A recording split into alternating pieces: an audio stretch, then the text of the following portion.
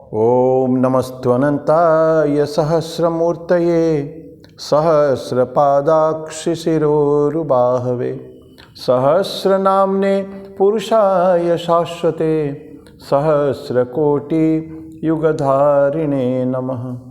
त्वमेव माता च पिता त्वमेव बन्धुश्च सखा त्वमेव विद्या द्रविणं त्वमेव सर्वं मम देवदेव।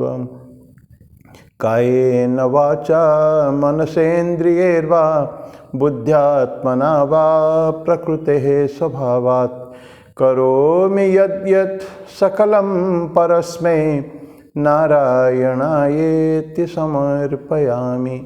नारायणायेति समर्पयामि।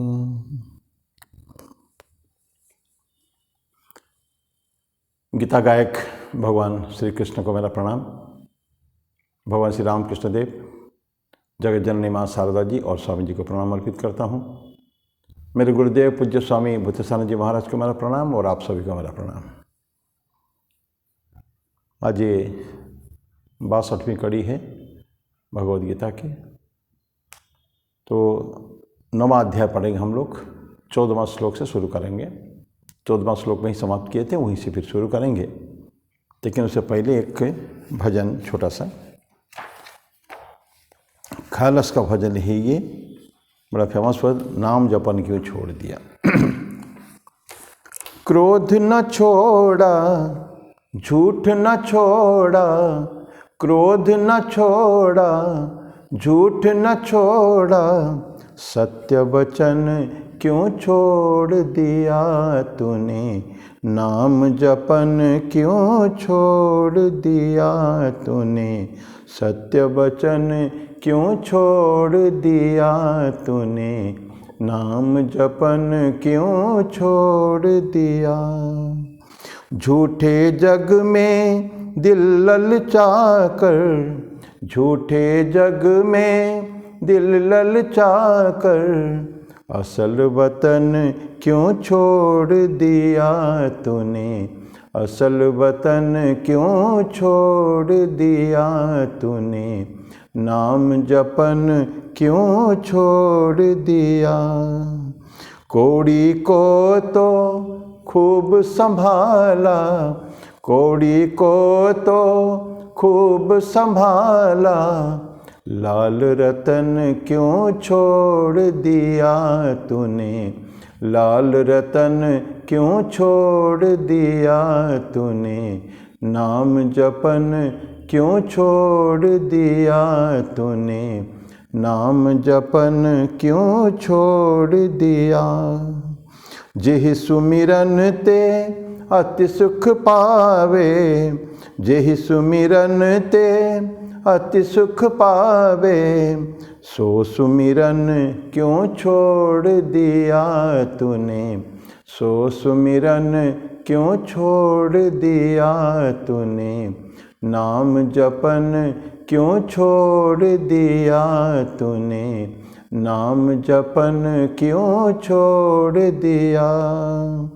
खालिस एक भगवान भरोसे, खालिस एक भगवान भरोसे, तन मन धन क्यों ना छोड़ दिया तूने, तन मन धन क्यों ना छोड़ दिया तूने, नाम जपन क्यों छोड़ दिया।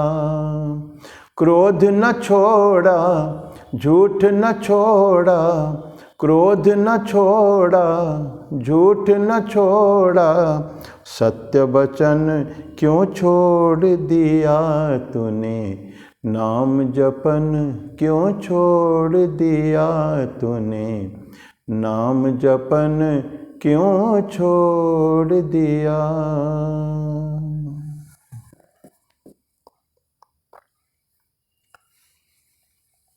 खालिस इस भजन में कहते हैं कि जो कुछ हमको चाहिए नहीं, अनडिज़ायरेबल थिंग्स, वो हम रखते हैं, और जो रियली हमारे जीवन में लाभकारी है, हमारे जीवन को आनंदमय हमारा बना सकते हैं, उस बात को हम लोग छोड़ देते हैं। क्रोध छोड़ना चाहिए, झूठ छोड़ना चाहिए, उसको नहीं छोड़ते हैं, लेकिन सत्य वचन को छोड़ देते हैं, नाम जपन को छोड़ देते हैं। इसके ऊपर चर्चा कई बार हुई है। ये आत्मा के लिए आहार है, ये नाम जपन। गुरु नानक देव बोलते हैं कि हमने जो कुछ दिन भर करते हैं सब शरीर के पुष्टि के लिए करते हैं, और जिस आत्मा की भरोसे ये शरीर चल रहा है उस आत्मा का भोजन नाम रूपी, भजन रूपी, जप रूपी, उस भोजन हम उनको नहीं देते हैं। तो ये खालिस का बहुत सुंदर भजन है। अभी हम भगवद गीता में चलेंगे। भगवद गीता हम लोग 14वां श्लोक तो पढ़े थे। 14 श्लोक था, सततम कीर्तयन्तो माम यतन्तश्च दृढ़व्रताः नमस्यन्तश्च माम भक्त्या नित्ययुक्ता उपासते।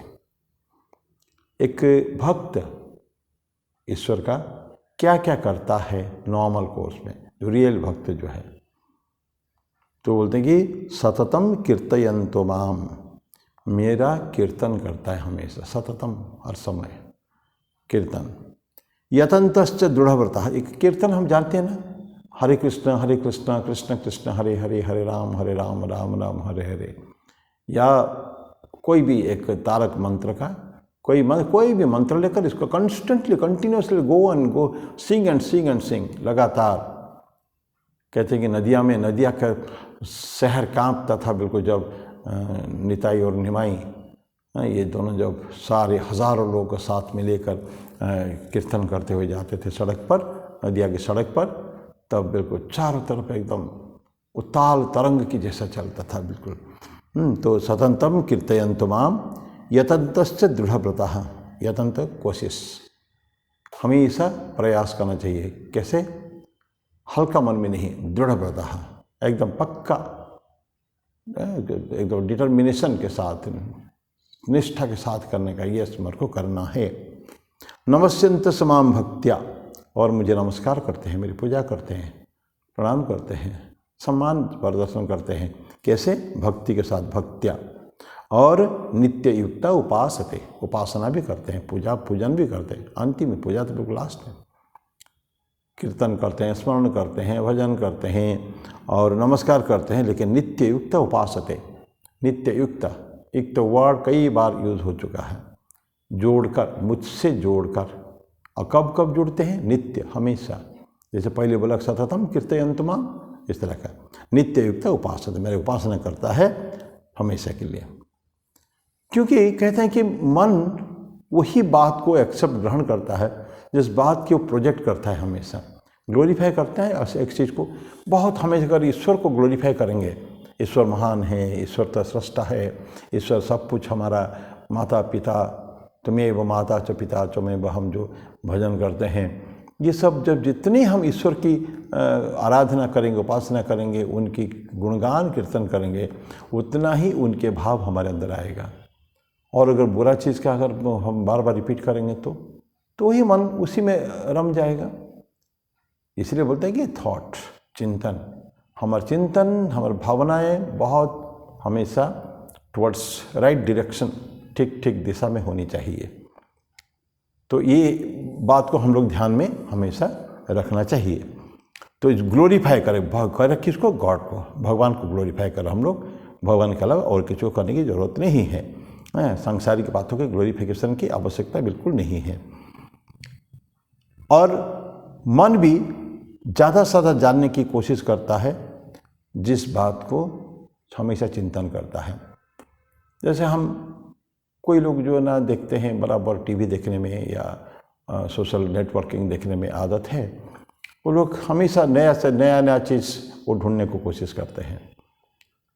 और भी चाहिए, इससे कनेक्टेड और कुछ चाहिए, क्योंकि उनको उसी में भूख है। लेकिन जो लोग हमेशा स्पिरिचुअल चैनल्स यूज़ करते हैं, तो उनको चाहिए भले गूगल सर्च करके हो, यूट्यूब में, दूसरे जगह में जाकर हो, to try to get more and more information, कि हम जिस बात के ऊपर चिंतन करते हैं, जिस बात को हम ज़्यादा उठा कर बोलते हैं, उस बात के ऊपर हम और ज़्यादा भी कोशिश करते हैं कि उसके बारे में और हमको गुण आ जाए। और अगर डिवाइन दैवी शक्ति के अंदर अगर जाएं, आध्यात्मिक जागृति की तरफ अगर हम बढ़े, तो ये क्या है, हमारे धीरे धीरे हमारे अंदर घुस जाएगा वो। तो जैसे पहले होता है ग्लोरीफाई करेंगे तो मन में आ जाएगा वो, तो इट्स इम्बाइब हो जाता है अंदर, ऑटोमेटिकली होता है। हम लोग 7वां अध्याय में पढ़े थे ज्ञान विज्ञान युग में, भारतीय कुछ अक्षर ब्रह्म योग में भी, कि जीवन भर में जो कम कर्म हम करते हैं, जो चिंतन करते हैं, अंततः मृत्यु के समय में वही उसका एक रिफ्लेक्शन मात्र है। क्या हुआ कि जितने उस जो चीज़ के ऊपर अगर सांसारिक घोर सांसारिक बात को अगर हम लोगों ने ज़्यादा चिंतन किया, तो फिर सांसारिक चिंतन ही होंगे, उससे अलावा कुछ नहीं हो सकते हैं। वही बातें मृत्यु समय में भी आएगी। और अगर डिविनिटी की तरफ, दिव्यता की तरफ या ईश्वर के चिंतन अगर किए हैं, तो फिर वही बातें भी आएगी। ईश्वर का नाम लेकर मृत्यु मुख में जाएं तो बहुत ही सुंदर है ये। तो उसके लिए एक वाउस हमको लेना पड़ता है, स्ट्रांगली प्रॉमिसेस अपने लिए कुछ प्रतिज्ञा करने का, this I shall do, regular basis पे। ये हम लोग न जाने कितने बार पढ़ते हैं, कितने बार सुनते हैं। प्रैक्टिस, अभ्यास, अभ्यास, भगवान कृष्ण क्यों बोलते 6 अध्याय में, अभ्यासेन तु कौन्तेय वैराग्येन च गृह्यते। तो कंस्टेंट अच्छे गुणों का हमेशा चिंतन एवं उसके प्रैक्टिस, अभ्यास, और बुरे गुण का धीरे धीरे त्याग, ये ऑटोमेटिकली होगा। जैसे जैसे अच्छाई का प्रवेश हमारे अंदर होता है, तो बुराई धीरे धीरे अपसरित हो जाती है। तो ये जैसे नॉर्मल प्रोसीजर, सो हम जैसे जैसे करेंगे तो हमारे अंदर भी आ जाएगा, पेनिट्रेशन होता है ना, तो अपने उसके अंदर ही उसकी प्रवेश होने लगता है डिवाइन क्वालिटीज़। तो ये अगर वाउज अगर ले हम लोग, प्रॉमिसेस अपने लिए करें, छोटी छोटी बातों में मैं पढ़ा हूँ स्वामी शिवानंद जी के, जो ये है स्वामी शिवानंद जी हमारे रामकृष्ण संघ के स्वामी शिवानंद नहीं, डिवाइन लाइफ सोसाइटी के दिव्य जीवन संघ उसके जो फाउंडर रहे हैं स्वामी शिवानंद, डॉक्टर थे वो। उनका कहना है कि अगर हमने जीवन में किसी दिन कोई गलतियाँ की हमसे हो गई है, तो सेल्फ पनिशमेंट चाहिए, हम अपने आप को दंड दें। क्योंकि अपने आप को दंड देने में कोई तकलीफ तो नहीं, हम दूसरे को तो नहीं दे रहे हैं, अपने आप को दे रहे हैं कि मैंने गलतियाँ की हैं, ताकि आगे उसके रिपीटिशन नहीं हो। अपने साथ कठोरता के साथ व्यवहार, दूसरों के साथ फूलों के साथ व्यवहार, बोलते हैं ना, मृदुनी कुसुमात अपि वज्रात अपि कठोराणी मृदुनी कुसुमात अपि। कठोर किससे? वज्र से कठोर होना चाहिए, किसके साथ? अपने साथ। और मृदुनी कुसुमात अपि, फूलों से भी नरम होना चाहिए, किसके साथ? अपर के साथ, दूसरों के साथ। तो ये अगर हम करते हैं तो ये क्या हो गया, रिजिड भाव्स हम लेते हैं, ये सेल्फ कल्चर हमारा बढ़ाता है, अपने अगर आत्म एक विकास के तरफ आगे हमको ले जाता है ये चीज़। फिर कॉन्स्टेंटली हमको करना चाहिए। नमस्कार का नमस्ते, हम अगर ईश्वर को प्रणाम करते हैं तो क्या होता है, हम उनके चरणों में अपने आप को समर्पित कर देते हैं। और हमारी जो इंडिविजुअलिटी जो है, व्यक्तित्व को हम उन्हीं में मिला देना चाहते हैं, ताकि हमारा कोई अलग से व्यक्तित्व ना रहे। बिकॉज हम चाहते हैं उस सोर्स से मिलने के लिए। नदी अगर अपने जल को विड्रॉ करके रखे, नहीं मैं जाने दिया, जल बिंदु अगर कहे मैं नहीं जाने दूंगा, जल के साथ सागर के साथ नहीं मिलूंगा, तो उसका कोई अस्तित्व नहीं है। तो हम चाहते हैं हमारे व्यक्तित्व, हमारा सब कुछ ईश्वरमय हो जाए। तो उसके लिए हमको उस हैंकरिंग चाहिए, उसके लिए कि वहाँ तक हमको जाने का है, तो उसको मर्ज कर देने का है। तो ये नमस्कार की बात है। ये हम लोगों ने पढ़ा है पहले 3rd चैप्टर में, शायद मेरे ख्याल में, तद्विधि प्रणिपातेन परिप्रश्नेन सेवया उपदेक्षन्ति ज्ञानम ज्ञानिनः तत्वदर्शिनः। वो बोलते हैं कि भगवान कृष्ण कि तद्विधि प्रणिपातेन, गुरु के पास जो जाते हैं तो क्या करते हैं, पहले प्रणिपात करते हैं। प्रणिपात नमस्कार, साष्टांग प्रणाम। दैट मीन्स हम आपके चरणों में मैं अपने आप को समर्पित कर दिया हूँ, ये भावना है। किसी तरह का भी गुरु के साथ, जो गुरु इष्ट का एक रूप ही है, तो गुरु के साथ, इष्ट के साथ, भगवान ईश्वर के साथ हम तादात्म्य स्थापित करना चाहते हैं और उनके साथ एकाकार भी हो जाना चाहते हैं। ये अगर कर पाएंगे उससे और कुछ बेहतर नहीं हो सकता है। तो इस तरह की विभिन्न लिंक, ईश्वर के साथ लिंक, एक जोड़ना अपने आप को उनके साथ, विभिन्न प्रकार के उपाय हैं। तो इसका लिंक जोड़ें, जितना जितना लिंक उनके साथ जोड़ेंगे तो डिवोटीज के लिए उतना ही फायदा है। तो स्टेडफास्ट होता है, वो एकदम बद्ध हो जाता है, उसकी प्रैक्टिस के ऊपर बिल्कुल इतना सॉलिड हो जाता है कि उससे कुछ फिर छूटेगा नहीं, उसमें गलतियाँ कभी नहीं हो सकती है, भ्रम कभी नहीं हो सकता है। कभी कभार हो सकता है एक आध बार, पर इसका करेक्शन हो जाएगा अगर रिजिड भाव्स अगर हमने अपने लिए लिया है तो। इस सिलसिले में ये जो लिंक है, विभिन्न प्रकार कार्य ईश्वर के लिए ईश्वर खुद ही कहते हैं। हम आगे पढ़ेंगे, लेकिन ये प्रासंगिक है करके मैं उसको बोलता हूँ। 11वां अध्याय जो पढ़ेंगे हम लोग, 11वां अध्याय विश्वरूप दर्शन योग, उसमें भगवान कृष्ण अंतिम श्लोक में कहते हैं, 12वां अध्याय भक्ति योग में जाने से पहले, this is again A link कि व्हाट यू शुड डू, तुमको क्या क्या करना है। बोलते हैं भगवान कृष्ण, मत कर्मकृत मत परमो मत भक्त संग वर्जितः निर्वैरः सर्वभूतेषु यह समामिति पांडव। मत कर्मकृत, मेरा कर्म करो, मत कर्मकृत मत परमो, मुझे परम श्रेष्ठ मानो, मत भक्त, मेरा भक्त बनो, संग वर्जित बनो, अटैचमेंट नहीं रहना चाहिए, आसक्तियाँ रहने, निराश अनासक्त हो जाओ। निर्वैरः सर्वभूतेषु, सारे प्राणियों से दुश्मनी समाप्त कर देने का है, दुश्मनी किसी से भी नहीं रहेगा। निर्वैरः किससे? सर्वभूतेषु, सारे प्राणियों में। वो प्राणी कोष मनुष्य या मनुष्य इतर कोई भी प्राणी हो सकते हैं। ये भगवान कृष्ण कह के हम लोग को भक्ति योग में 12वां अध्याय में लेके जाते हैं। तो ये क्या हो गया, मेरे लिए सब कुछ करो, मेरा ही चिंतन करो, मुझको ही पूजा करो। और जो निर्वैर सर्वभूतेषु मतलब किसी का अगर वैरी नहीं रहेगी, दुश्मनी रहेगी, सब मेरे ही तो बच्चे हैं, मेरी संतानें हैं, ऐसा ईश्वर कहते हैं। तो ये या तो फिर हम लोग नवदा भक्ति पढ़े हैं। नवदा भक्ति क्या? स्मरणम कीर्तनम विष्णु, श्रवणम कीर्तन विष्णु, स्मरणम पाद सेवनम, अर्चनम मंदनम दास्यम, सख्यम आत्मनिवेदनम। 9 टाइप्स के भक्ति, विभिन्न भाव में जाके, दास्य हो, सख्य हो, किस भाव से हो, अर्चना करो, मेरे वंदन करो, मेरे नाम लो, स्मरण करो, कीर्तन करो। विष्णु के, विष्णु कहते हैं, विष्णु हो। तो ये नवदा भक्ति लें या 11वां श्लोक अध्याय का श्लोक, ये तो केवल एक एक खाली हम I want to connect it, और कुछ नहीं है। तो ईश्वर के साथ किसी तरह का भी एक लिंक बनाने की हमको आवश्यकता है, ये लिंक है वो। तो ये था 14वां श्लोक। 14वां श्लोक, ये नम सततम कीर्तयन्तु माम यतन्तस्य दृढ़वतः नमस्यन्तस्य माम भक्त्या नित्ययुक्त उपासते। अब 15वां अध्याय, 15वां श्लोक, ज्ञान यज्ञेन चाप्यन्ने यजन्तु माम उपासते एकत्वेन पृथक्त्वेन बहुधा विश्वतमुखम। ज्ञान यज्ञ में ना, ये अगर नहीं हुआ पहले हम किया तो कुछ लोग क्या थे, ज्ञान यज्ञ के द्वारा। ज्ञान यज्ञ के बाद थोड़ा सा हम लोग पहले पढ़े हैं, ज्ञान यज्ञ च अपि अन्ये, कुछ और लोग हैं उनको ज्ञान योग पसंद है, वो कर्म योग में इसमें नहीं पसंद, उनको अच्छा नहीं लगता, वो ज्ञान योग में। चाप्यन्ने यजन्तु माम उपासते, यजन्तु हमारी उपासना करते हैं। एकत्वेन पृथक्त्वेन बहुधा विश्वतमुखम, तो 3 प्रकार के बोलते हैं। कैसे कैसे ज्ञान योग में आते हैं, हम लोग 3 वेदांत की 3 क्लासिफिकेशन देते हैं। ज्ञान योग में मोस्टली हम लोग वेदांत को लेते हैं, ज्ञान यज्ञ, ज्ञान योग, वेदांत। वेदांत का एक है अद्वैत वेदांत, एक द्वैत वेदांत, एक विशिष्ट अद्वैत वेदांत।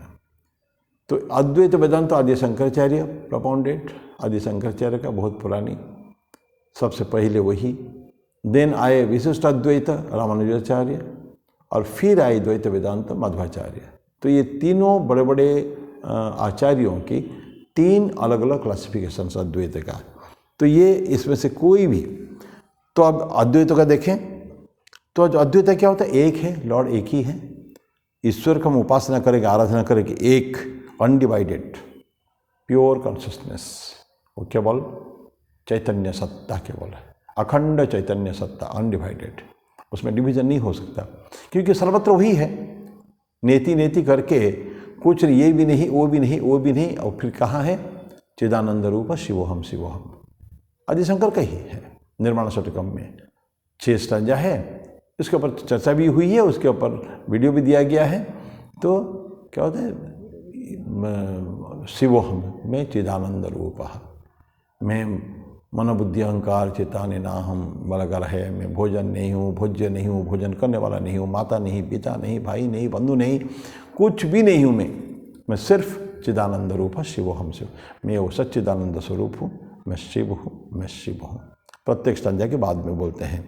तो हम क्या कहते हैं? वन अंड चैतन्य सत्ता की ही हम जो करेंगे, ये इसको कहते हैं, ये अद्वैत का पथ है। नॉन डुअलिज्म, दो नहीं है इसमें, एक ही है।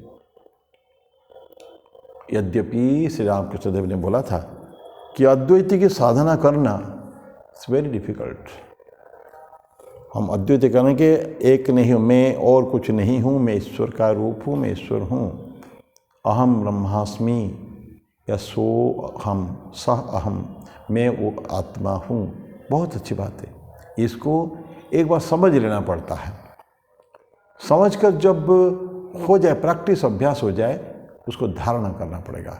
एक बार इंटेलेक्चुअली, देन उसकी धारणा, यस मैं उस अखंड सच्चिदानंद सत्ता हूँ, मैं, ये भावना मन में आना चाहिए।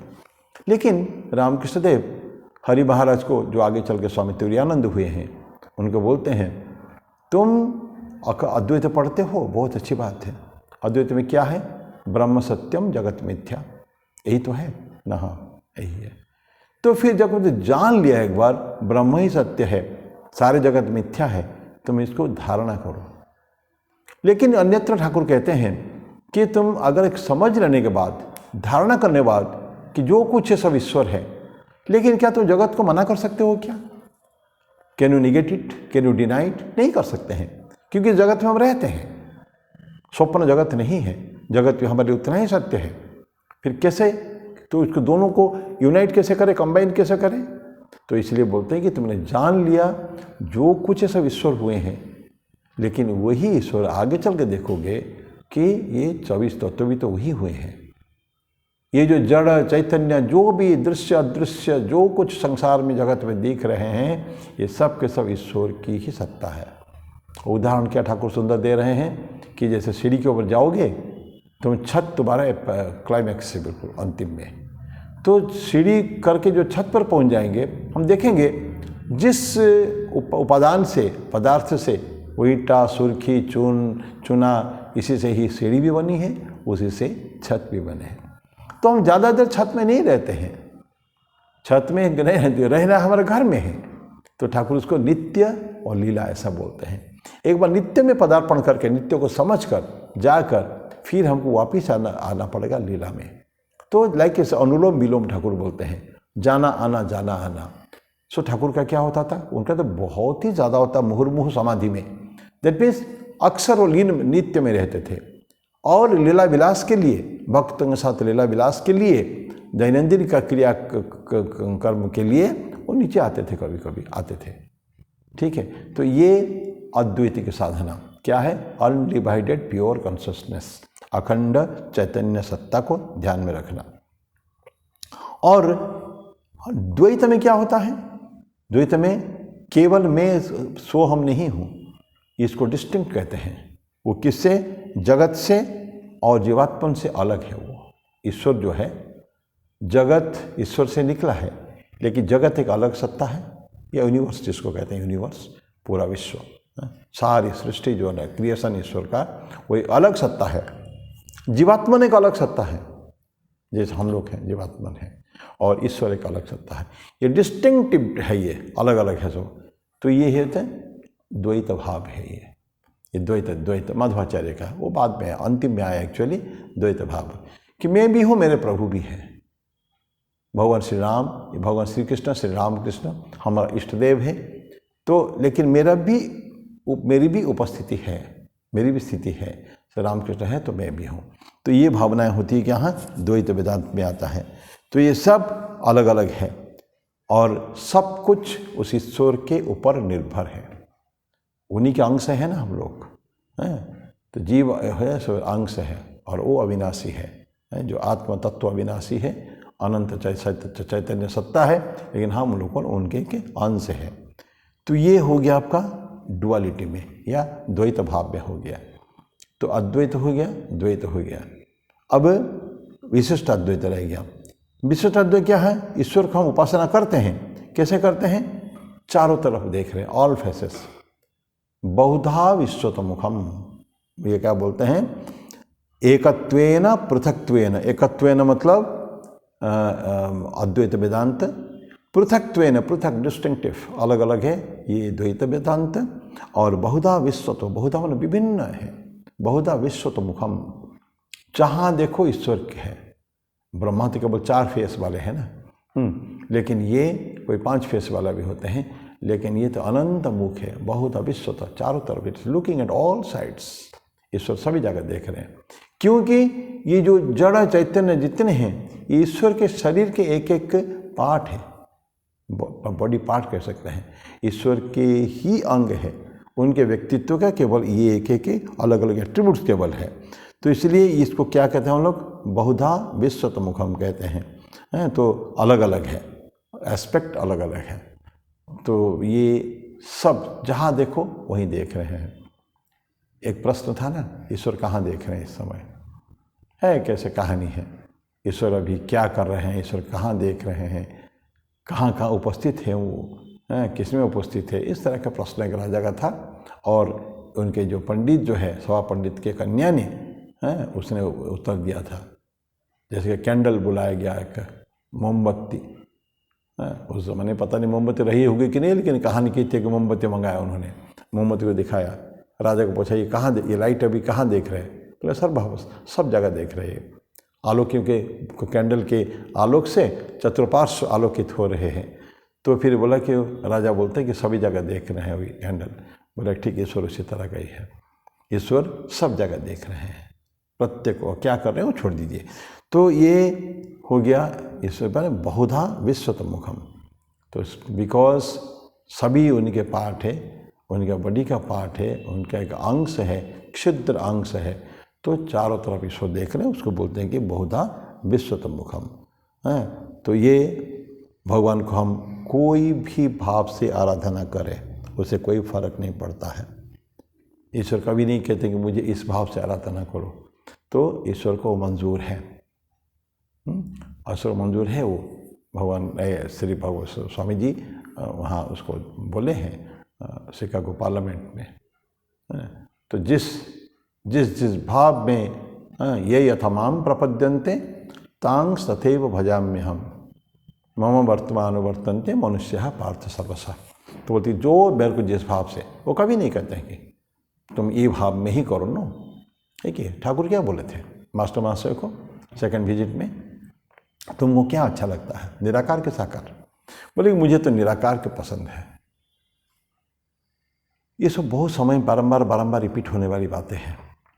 बोले कि मैं पहले तो सुन के आश्चर्य हो गए कि अगर निराकार है या साकार, ऐसा कैसे हो सकता है? सत्य तो एक ही हो सकता है। ऐसा मास्टर मास्टर थे ना, पढ़ा लिखा आदमी थे ना, वो तो ठाकुर को केवल सेकंड टाइम देख रहे हैं, फर्स्ट टाइम तो थोड़ी देर क्षणिक था उनकी मुलाकातें, बाद में तो बहुत लंबे समय तक रहते हैं वो सेकंड टाइम जब आते हैं।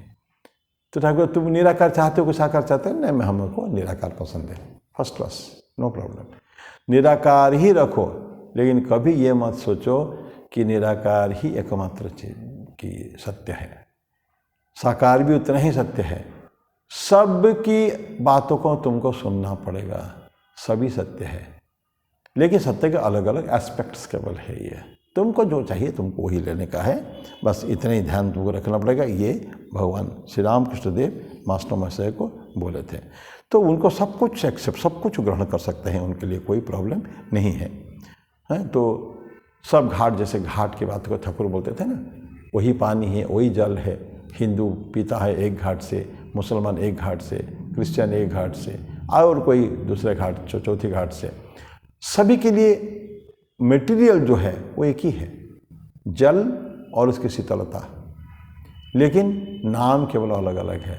तो ठाकुर बोलते कि वही जो गॉड है, वही अल्लाह है, वही जीसस है, वही विभिन्न प्रकार के रूप यहोवा वही है। तो केवल लेकिन हम फाइनली हम लोग जो वर्शिप, हम जो पूजा कर रहे हैं वो एक ही तत्व को ही पूजा करते हैं और उनके कोई इति नहीं की जा सकती है। हम साधना केवल एक छोटा सा पक्ष को लेकर करके हम सोचते हैं कि सब कुछ हमने ग्रहण कर लिया। No no, it is impossible. हम इनएग्जॉस्टिबल है। ईश्वर के जो एट्रीब्यूट्स, उनके जो गुण, उनके जो सत्ता, ये तो इनएग्जॉस्टिबल है, इनफिनिट है। और हम लोग तो फाइनाइट जीव है ना, शांत है, अनंत नहीं है हम लोग। तो शांत जीव जो है वो ऐसे ही छोटे छोटे बातों को लेके, ईश्वर की कोई भी गुण को लेके, कोई भी उपाय लेके ईश्वर की आराधना कर सकता है।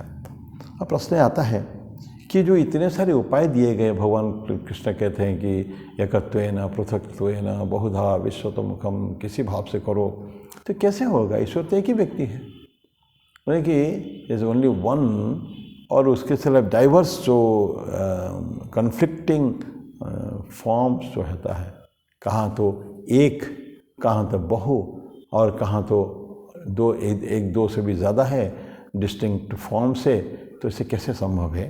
तो हम लोग उसको 16वां श्लोक में पढ़ते हैं। भगवान कृष्ण बोलते हैं, 16वां कृष्ण बोलते हैं कि अहम कर्तुर अहम यज्ञ स्वधाम अहम औषधम मंत्रोहम अहम एवाज्यम अहम अग्निर अहम हुतम।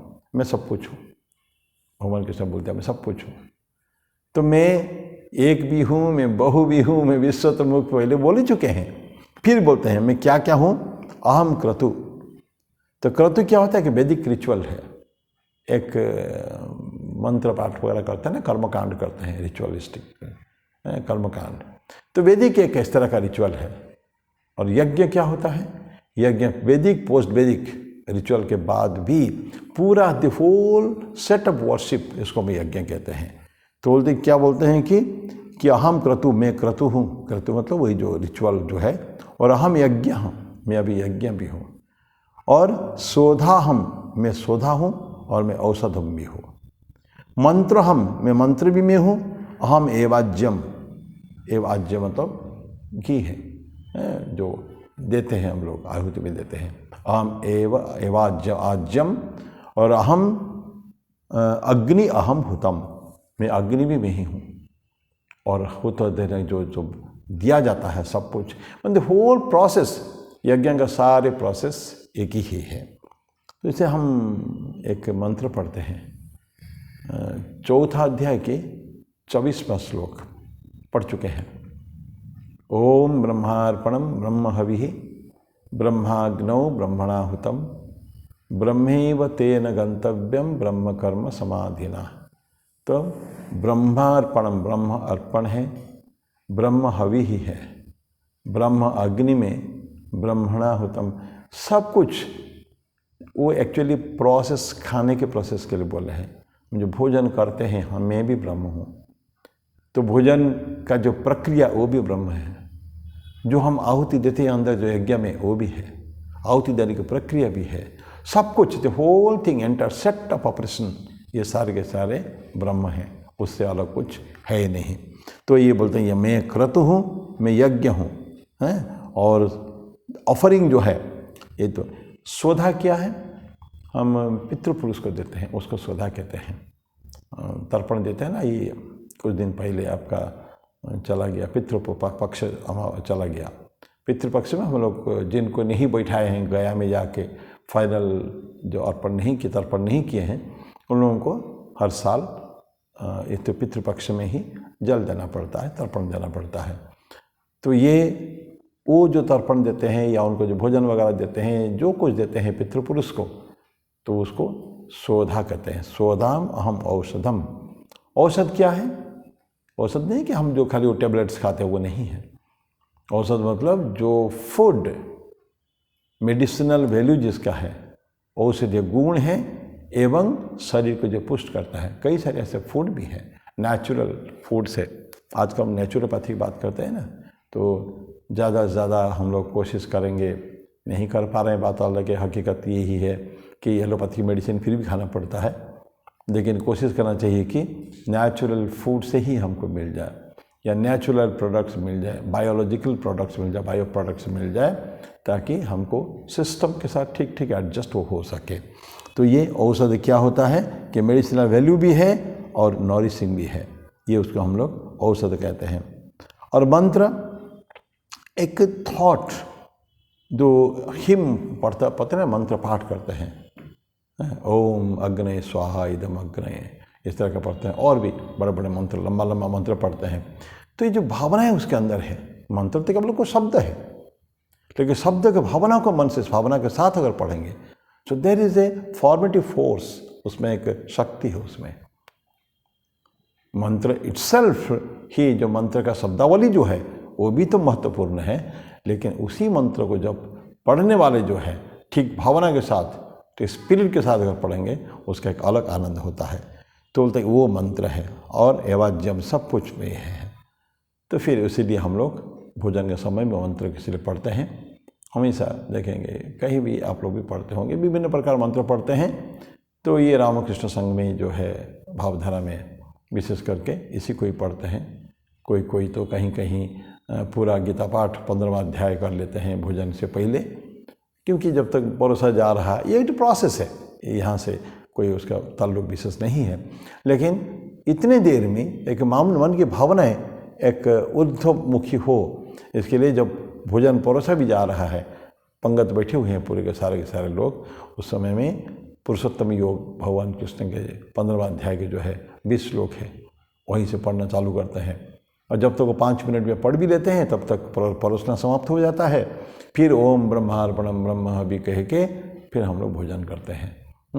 सभी जगह नहीं होता गीता पाठ, ठीक है, ब्रह्मार्पणम इट्स अ मस्ट, माने ये नॉर्मली इसको सभी लोग बोल के ही करते हैं। तो ये एक प्रोसेस है केवल है। तो इससे क्या हुआ कि सब कुछ जो भी कुछ है ब्रह्म है, उनके अतिरिक्त कोई आइडिया भी नहीं है, कोई ऑब्जेक्ट भी नहीं है, कोई थॉट भी नहीं है, कोई कर्म भी नहीं है। चिंतन माने मनसा वाचा कर्मणा, हम ईश्वर को छोड़कर कोई चिंतन भी नहीं कर सकते हैं। थॉट देन कर्म, वाक्य भी नहीं हो सकता ईश्वर को छोड़ के। हम करते हैं अलग है, फिर अगर हम ईश्वर को छोड़ के दूसरे कोई बातें करते हैं तो वृथा हो गया, ऐसा संतों का कहना है। और हम लोग के एक्सपीरियंस भी यही कहता है कि एक व्हेन हायर थॉट्स चिंतन करेंगे, पहले 14वां श्लोक में हम लोग पढ़े हैं, तो ऑटोमेटिकल माइंड गोज अप। हम जब मंदिर जाते हैं पवित्र वातावरण में, मन एक उच्च अवस्था में रहता है हमेशा। इस तरह के जैसे जैसे हम पढ़ेंगे, जो जो फूड मन को देंगे, उस हिसाब से ही मन का नियंत्रण होता है। इसलिए बोलता है नहीं, आहार भी जैसे हम आहार लेंगे उसी तरह का मन भी होगा। एक उपनिषद श्लोक है, आहार शुद्धो सत्व शुद्धि ही, सत्व शुद्धो ध्रुवा स्मृति ही, स्मृतिर्लम्भे सर्वग्रंथिनाम विप्रमोक्ष। तो आहार शुद्धि से सत्व शुद्धि होती है, सत्व शुद्धि स्मृति ध्रुव होता है, सॉलिड मेमोरी, परमानेंट मेमोरी। वहाँ से सारे ग्रंथियाँ जो अंदर की जो डाउट से, सस्पिशन से, जो संदेह है, जिसको ग्रंथियाँ कहते हैं, वो उसकी मुक्ति हो जाती है, खुल जाता है, ग्रंथियाँ खुल जाते हैं। तो ये है, कोई चिंतन भी नहीं कर सकते हैं, कोई कर्म भी नहीं कर सकते हैं, कोई वाक्य भी ईश्वर के अतिरिक्त हम लोग कुछ नहीं कर सकते हैं। और यही है ईश्वर को पहुंचने का सही मार्ग है। तो ये 16वां था। अब एक बहुत सुंदर फिर भगवान कृष्ण आगे फिर बोलते हैं अपने से ये चैप्टर में कि मैं क्या हूँ, उसी के ऊपर आधारित है ये सारी चीज़ें। अभी हम लोग समाप्त करेंगे, लेकिन मैं उसको खाली शुरू कर दूँ। 17वां अध्याय 17वां श्लोक भगवान कृष्ण बोलते हैं कि पिताहमस्य जगतो माता धाता पितामहः वेद्यम पवित्रम ओंकार रुक्षाम यजुरेव च। तो मैं क्या हूँ, पहले सब कुछ बोल सकते हैं, एकत्व पृथक्त्व ने भी बोले हैं, अहम क्रतुर अहम यज्ञ ये भी बोल चुके हैं। अब हम बोलते हैं कि पिताहम अस्य जगतो, पिता मैं, अहम अस्य जगतः पिता, मैं जगत का पिता हूँ। और क्या हूँ, माता भी हूँ, फिर धाता, फिर पितामह भी हो। तो पिता हूँ, माता हूँ, तो पितामह होना कोई प्रॉब्लम नहीं है उसमें। वेद्यम पवित्रम ओंकार, वेद्यम जानने की योग्य क्या है, वो शब्द क्या है, शब्द, शब्द के ऊपर यहाँ इंपॉर्टेंस है। Word, in the beginning was the word, Bible कहता है in the beginning was the word was with God and the word was God, ऐसा बाइबल कहता है। सबसे पहले शब्द था, हम लोग के वैसे ही है, नाद ब्रह्म। हिंदू शास्त्र में कहते हैं कि नाद ब्रह्म, ब्रह्मन, ओमकार, ओम ओम, सारा सृष्टि में ओमकार के बिना। तो वेद्यम पवित्रम ओंकार, ये इसको जानने की जरूरत है। और ऋक् साम यजुरेव च, ऋग्वेद, सामवेद, यजुर्वेद, ये सब भी मैं ही हूँ, ऐसा बोलते हैं। तो गॉड क्या है, ईश्वर क्या है, सारे के सृष्टा है, सोर्स है, स्रोत वही है, वहीं से आया है, यूनिवर्सिटी वहीं से आया है। और इसलिए उनको बोलते हैं कि फादर, क्योंकि वहीं से आए तो फादर, क्रिएटर बोलते हैं ना, सृष्टा। ईश्वर सृष्टा, पालन करता और संहार करता भी है, तो इसको हमने फादर कहा। तो फादर जो कहा, तो मदर की भी तो आवश्यकता है, एक संतान उत्पत्ति के लिए मदर की भी होना जरूरी है। तो अब मैं ही सब कुछ, प्रकृति को उन्होंने एक अपना इंस्ट्रूमेंट बनाया है ईश्वर ने। ईश्वर खुद पुरुष है, और पुरुष प्रकृति का मेल के बिना क्रिएशन, सृष्टि संभव नहीं है। तो बोलते हैं कि मैं माता भी हूँ, मैं पिता भी हूँ, और पितामह भी हूँ। तो प्रत्येक के अंदर ये सोचने कि सभी हम जो भी हैं सब ईश्वर के संतान हैं। देन हम लोग विभिन्न कर्म करते हैं। ये जो धाता बोलते हैं, धाता क्या होता है कि विभिन्न कर्म के अनुसार उसी तुलना में फल देना, रिजल्ट देना। ये इसे गिव एंड टेक नो। हम अपना कर्म करते हैं, हमारा चिंतन, हमारा मन, हमारा वाक्य, हमारा कर्म होता है। सब कर्म का अलग अलग एस्पेक्ट्स है। हम कर्म करते हैं और कर्म के अनुसार ठीक ठीक फल की प्राप्ति, फल जो देने वाला है, ये हमको ईश्वर देते हैं। तो इसलिए बोलते हैं कि उनको हम कहते हैं कि धाता, धाता है। और ईश्वर को जानकर सब कुछ जान सकते हैं, तो क्योंकि ईश्वर शुरुआत है। तो अगर तत्वों को, मूल तत्वों को जान लिया तो सबको हम लोग जानते हैं। सो knowing God everything else will be known automatically. तो इसलिए बोलते हैं कि इसको जानने की आवश्यकता है। तो नोएबल, हम लोग, वी मस्ट नो गॉड। अब कितने बार तो पढ़ाई हो चुकी है उसके बारे में। ईश्वर को जानने की आवश्यकता है, because he is our father. बाप को नहीं जानेंगे, सबको जानने की जरूरत है। तो बोलते हैं कि तो ईश्वर इज नोएबल, उनको जानने की आवश्यकता है।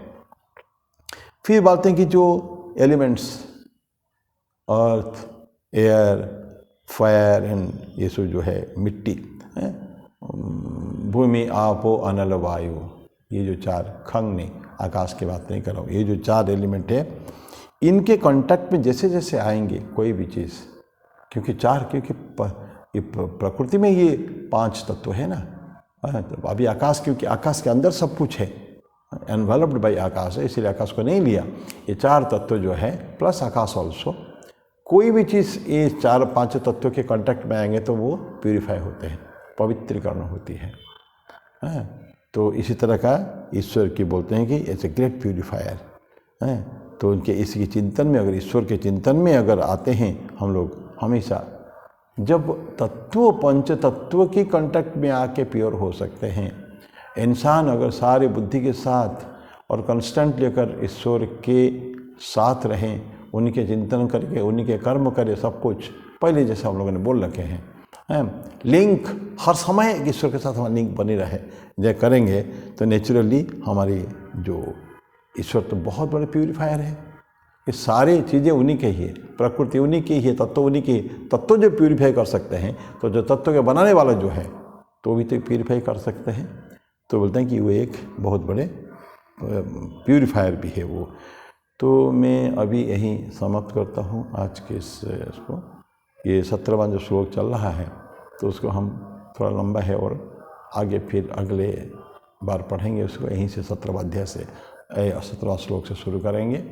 तब तक के लिए मैं विदाई लेता हूँ आज के इस 62वें एपिसोड से। तो अगले बार फिर अगले गुरुवार को फिर मिलेंगे। ओम शांति शांति शांति। हरि ओम तत्सत। श्री राम कृष्णार्पणमस्तु।